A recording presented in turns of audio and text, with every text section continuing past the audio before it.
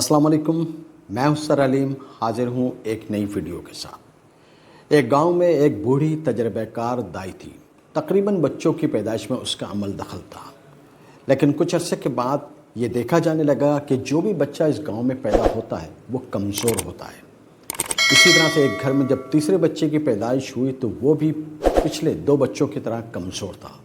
गांव के लोग परेशान हो गए और वो सोचने लगे कि अब ये क्या माजरा है कि जिस बच्चे की भी पैदाइश होती है वो कमज़ोर होता है, और जब ये बच्चे बड़े होते हैं तो एक अजीब व गरीब ज़बान बोलते हैं जो कि ना किसी के भी समझ में नहीं आती।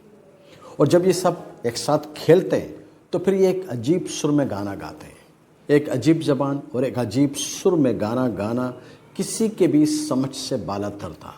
हर शख्स परेशान था कि ये क्या करते हैं, और इससे भी ज़्यादा हैरत अंगेज़ बात ये थी कि जो बच्चा भी सुर से हटता उस पर तशद्दुद किया जाता और उससे जान से मार दिया जाता। ये सिलसिला इसी तरह से चलता चला गया। जो बच्चा सुर से हटता उसे मार दिया जाता। अब इस गांव में सिर्फ दो बच्चे बचे हैं।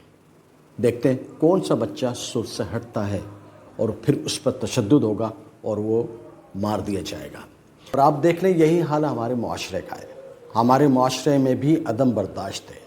अगर कोई शख्स हमारे नज़रिए से इख्तलाफ रखता है, हमारी सोच से इख्तलाफ रखता है या हमारे फ़िक्र से इख्तलाफ रखता है तो हम इस हद तक गिर जाते हैं कि हम सोचते हैं कि इस शख्स को ख़त्म कर दिया जाए, यानी कि उसकी जान ले ली जाए।